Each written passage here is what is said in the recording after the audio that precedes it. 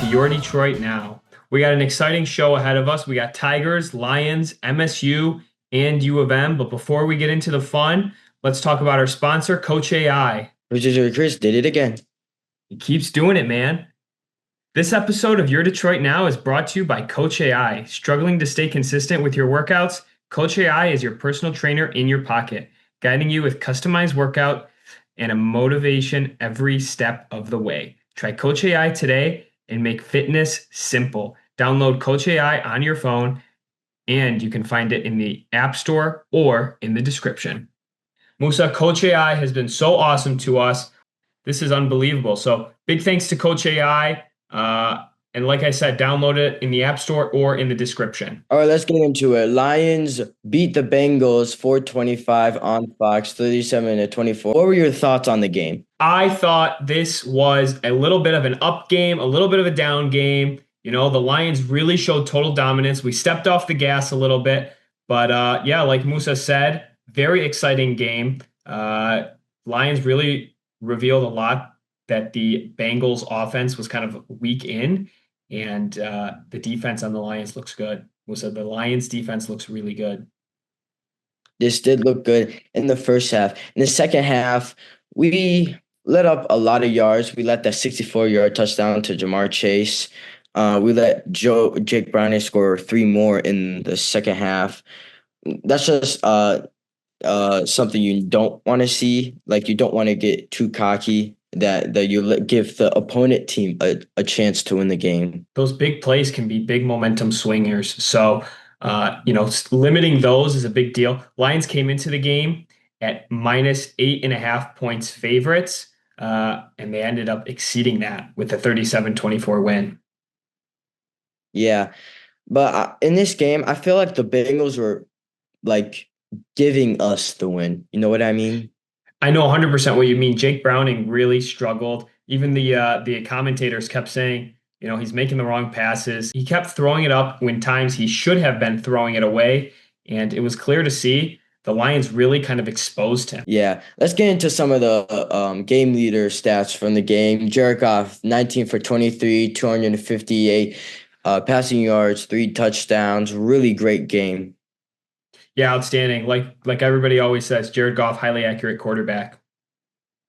On the opposing team, Jake Browning, 26 for 40, 251 yards, 3 touchdowns, and 3 picks. Like we Yeah, said, I'd like to say something. I didn't realize it was that close when it came to the passing yards. Jake Browning really kind of shined in the second half, and the Lions stepped off the gas in the second half. But Dan Campbell said it best. We're not going to knock a tough win in this league. A win is tough. So I was very surprised that the passing yards were that close, but can't knock a win in a tough league. yeah. Let's get into the rushing leaders. David Montgomery was our rushing leader, 18 carries for 65 yards and a touchdown. He also had 1 passing touchdown. How cool was that? So cool in this homecoming game. Yeah, their rushing leaders was Jake Browning, 4 carries for 31 yards.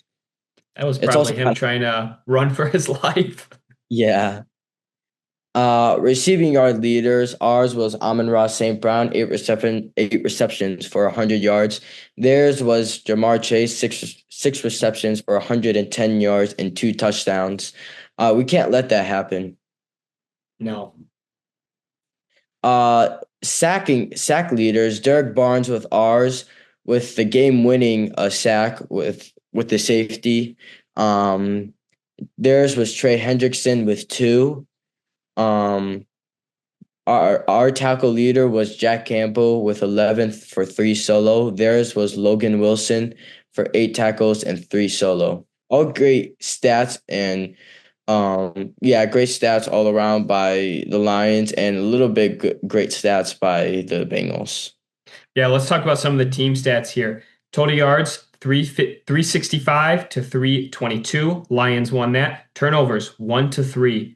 We won the turnover battle big. First downs, 23 versus 21.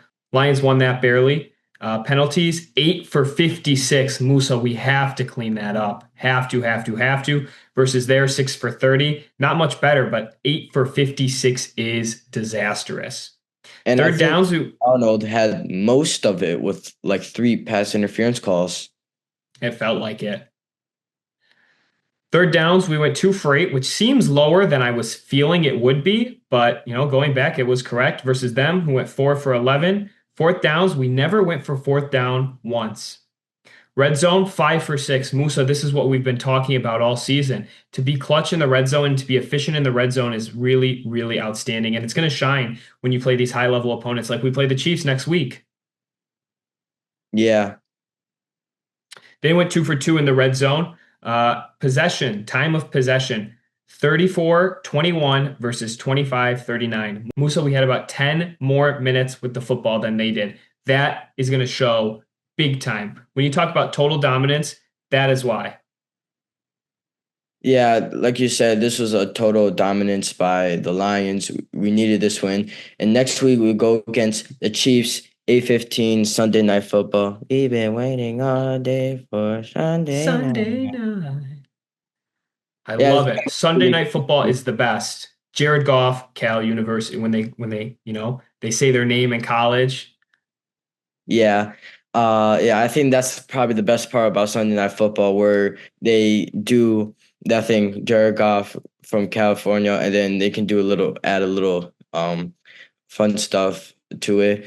But it's gonna be at Arrowhead. The last time we versed the Chiefs, didn't we win by 1 point? I think we won, and now we're on this awesome run that we're on. Musa, tell us a little bit about that game a few years ago.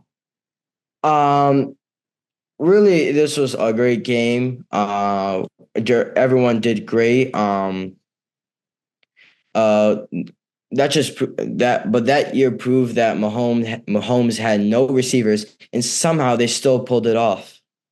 Yeah.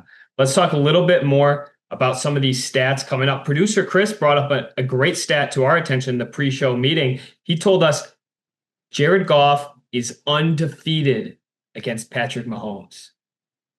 Wow, that is So this is Superman's kryptonite. This is Tom Brady's Eli Manning.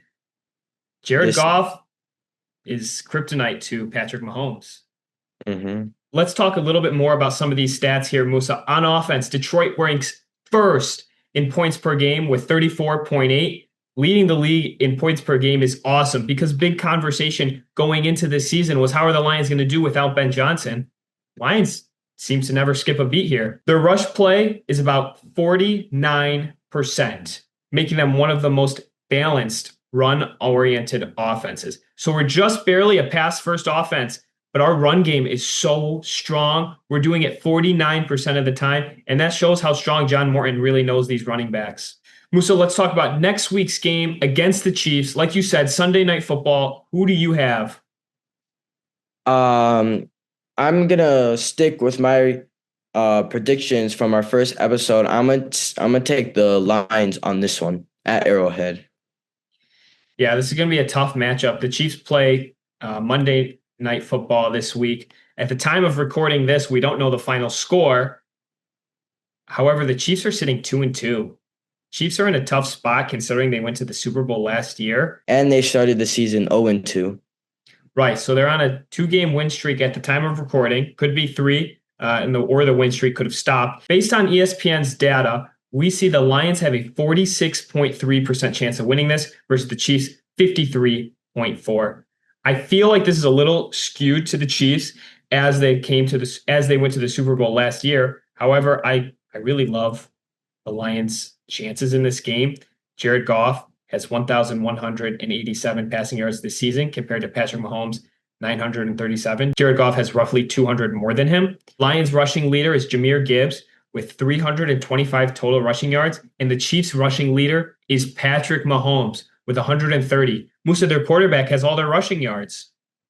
And it's in its season stats. That's insane. That of course that's gonna change later on, but that's kind of funny to see your quarterback is your rushing leader. That's the one that really stands out to me. Our passing yard leader is Amon-Ra St. Brown with 407 compared to 209 that Hollywood Brown has. Musa, we're doubling them in rushing yards and passing yards. What is the trick to win this game? What do you need to see out of the Lions that will say, we got this game in the bag?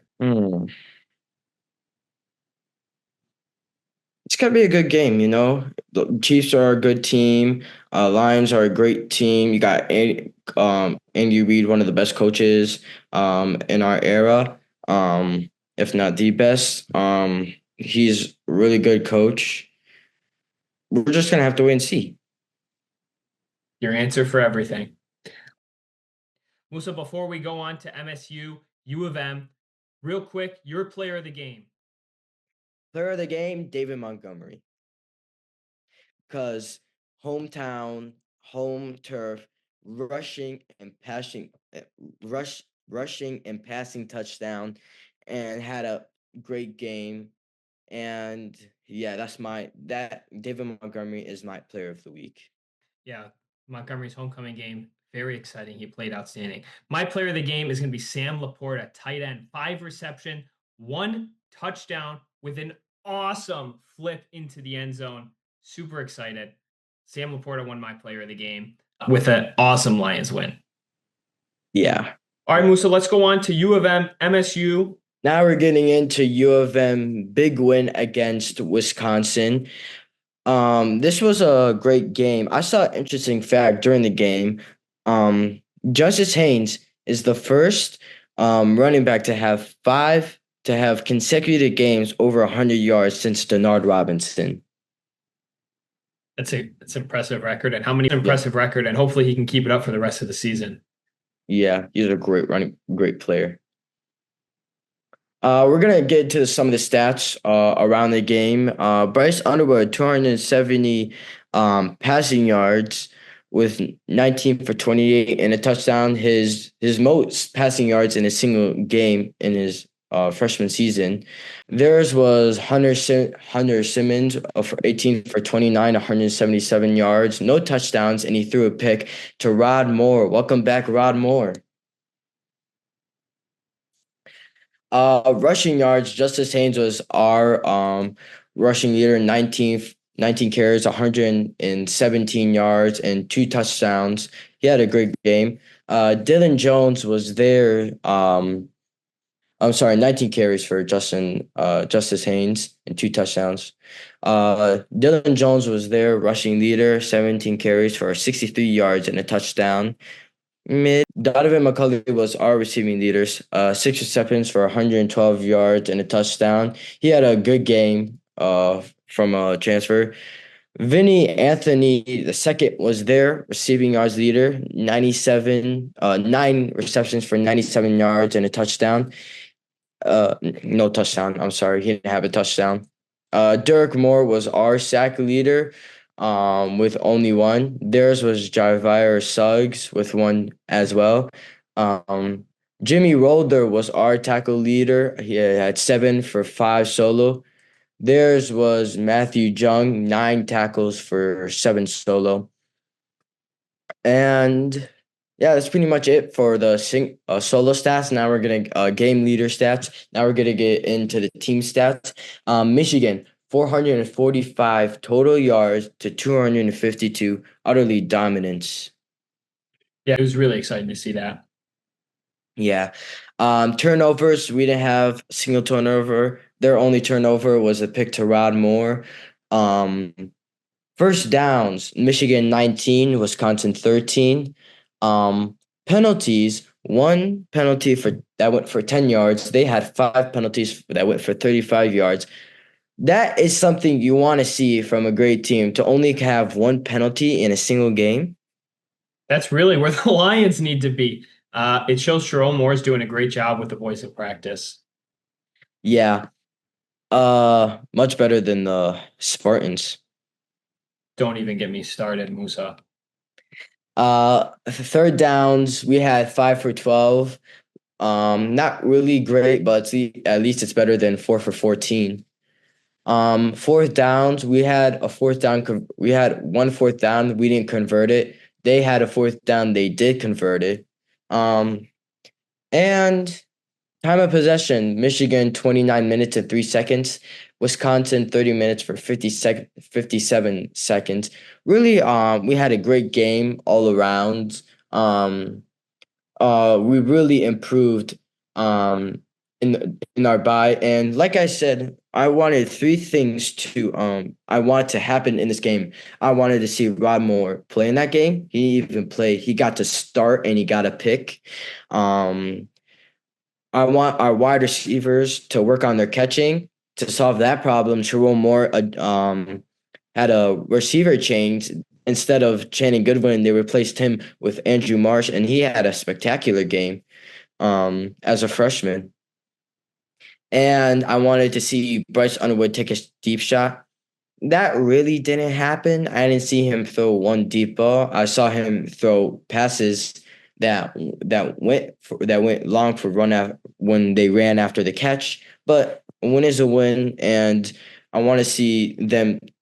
I want to see them improve even more when we verse at US when we go to California to verse USC. Yeah, let me jump in here. Just a couple numbers before we jump over to MSU. Other than the first drive of the game, the Wolverines never trailed. So Wisconsin went down on their first drive of the game, scored a touchdown.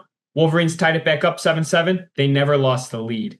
Even with that being said, they were favored to win the game the entire time. The lowest their win percentage got was 78%. Outstanding for the Wolverines. And that's why they came into the game as a 16-point favorite. Musa, any final thoughts before we head over to MSU? We just need to keep this streak up, man. We need a big win against the Trojans. They have a really great team. Michigan is currently on ESPN. I saw it recently. We are currently ranked number 15. That is great. USC is not even in the top 25. We need to keep this up if U of M wants to get ranked higher. Yeah, I agree. Let's move over to MSU. This was almost more heartbreaking than the Tigers. In many ways, it was actually. Michigan State came into this game a 10-point underdog. Musa, we cannot come into these games, anticipating to be that low, and that's nobody's fault but our own. To start the game, Nebraska put up 14 unanswered points that the Spartans had to come back from. Spartans would eventually tie it up at 21-21. And this is where it all went down. I mean, seriously, the Spartans had a realistic chance to win this game. At one point in this game, we had a 60% chance to win, and then we threw it away. Careless calls, careless penalties, bad play calling. The defense can't contain. I mean, it's the story of, the story of last game, the story of the season. It was perfectly summed up in this game. High hopes and zero delivery. Some stats before we go into some player stats before we go into the team stats. Aiden Childs, 85 passing yards. Rushing yards, we only had 58. Receiving yards, we only had 41. Sacks, we only had 1. Tackles, we had 8. I mean, not much good to be said there. Total yards, we had 242. Okay. Turnovers, we had 3 turnovers. We can't expect to win high-level games when we have 3 turnovers. Penalties, we went 5 for 45. Really, this is unacceptable. It's getting to a point where it's tough to watch. It's been tough to watch, and it's almost turn your TV off football. Third downs, we went 2 for 14. That is devastating. Fourth downs, we went 4 for 5, which is probably the only good stat I saw on the whole game.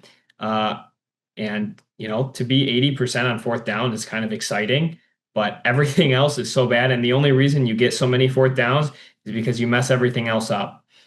Time of possession was 33-24 to 26-36. So, we had the ball about 6 more minutes than them. We just couldn't do anything with it.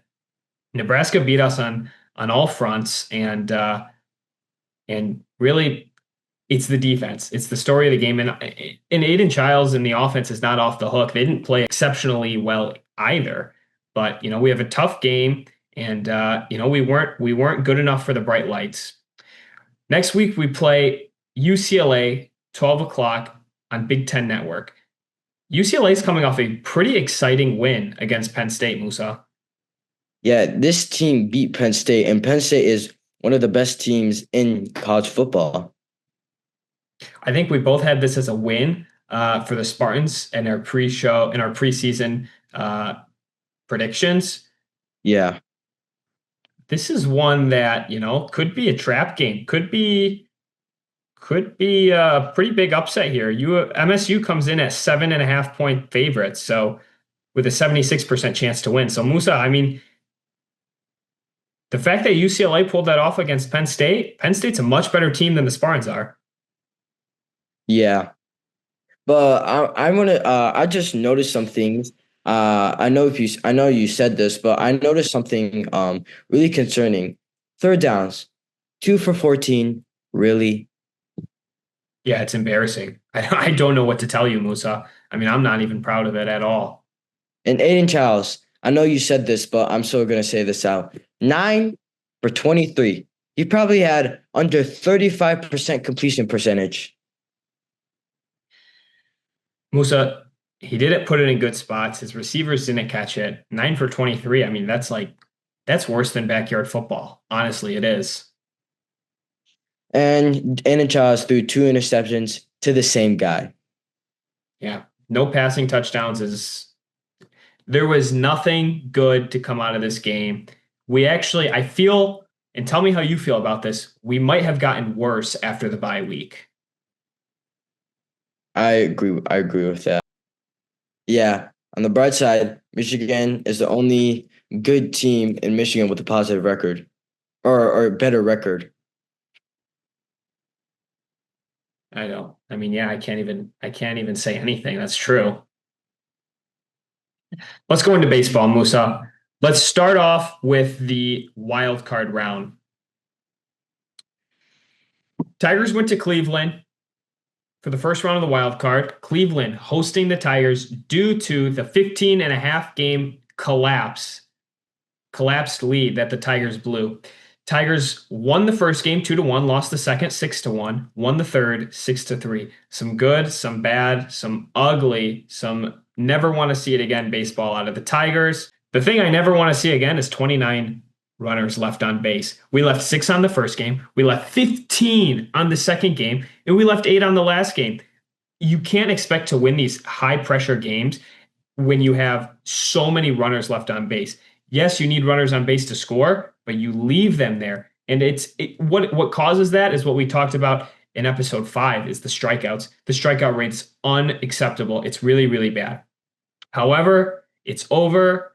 Baez won the wild card MVP with 6 hits and a 718 OPS, but it's nothing to celebrate. Cleveland was the worst team in the MLB to ever make a postseason. They had a -6 run differential in the regular season. So, I mean, to expect that we beat them is a must, and we should not step off the gas because we got to the ALDS off a weak wild card opponent.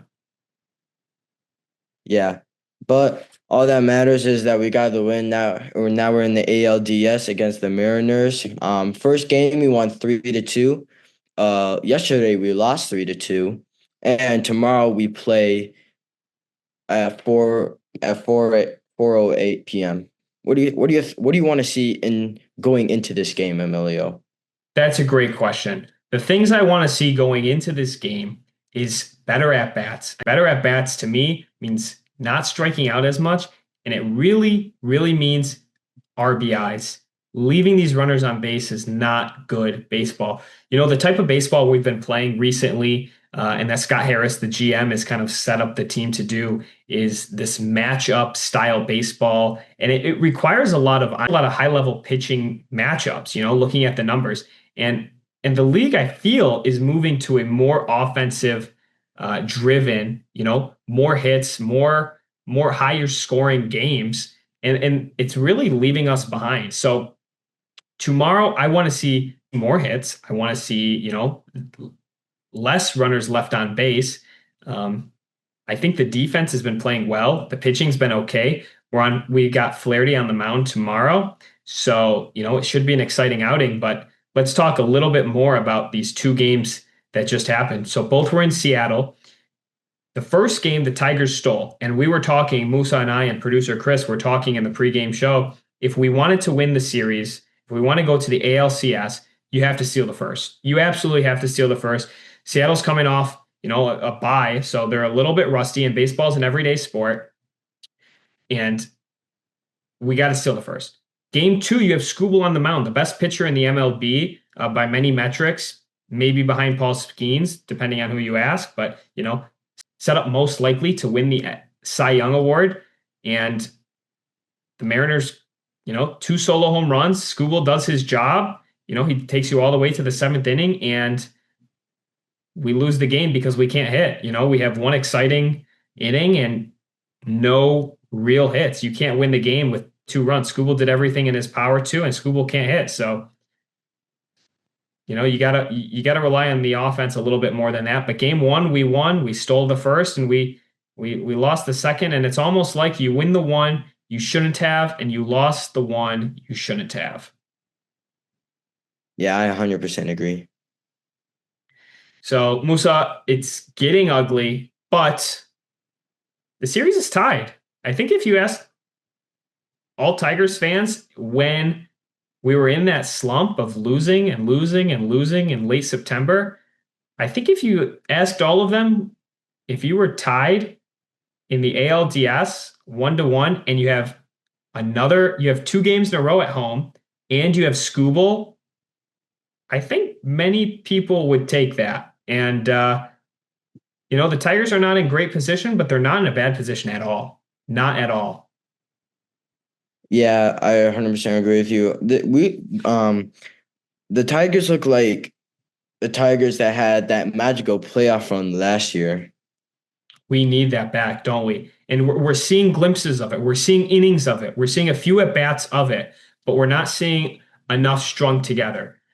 All right, Musa, any final thoughts on the Tigers before we wrap it up and go to the phones? Oh yeah, one last thing. Here's what I want to see. I want to see us extend their at bats. I want to get the Mariners pitch count up, and I want their starting pitcher to get out of the game early. Yeah, Musa, I 100% agree on everything you just said. Tigers did a really good job of that in the last game. Their starting pitcher had 50 plus pitches going into the third inning. So I think everything you said was a very high level, great analysis. Like you said, if we can mess up that bullpen rotation, if we can get that starting pitcher out early, have them go to the bullpen early, that's more power to the Tigers. Yeah, 100% agree. All right, Musa, let's hit the phones. First question comes from Smitty in Ypsilanti. If the Tigers go to the ALCS, is all forgiven? Musa, they had a 10-game losing streak in early September. They lost a 15.5-game lead. We made no moves at the trade deadline. The team strongly declined after the All-Star game. So, Musa, is all forgiven if we go to the ALCS?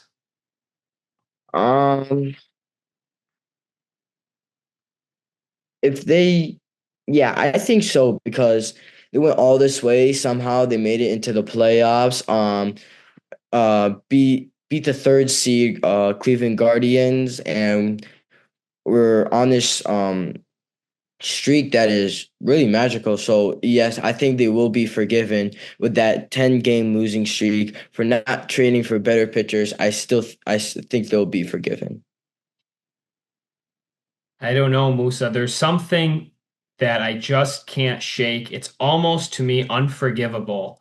This carelessness that we've assembled the roster with after the trade deadline. We didn't, get better. The best team in the MLB going into the All-Star game didn't make any trades at the trade deadline. We got worse after the All-Star game. We collapsed at a level never seen before. We beat the worst team to ever make a postseason. They had a -6 run differential.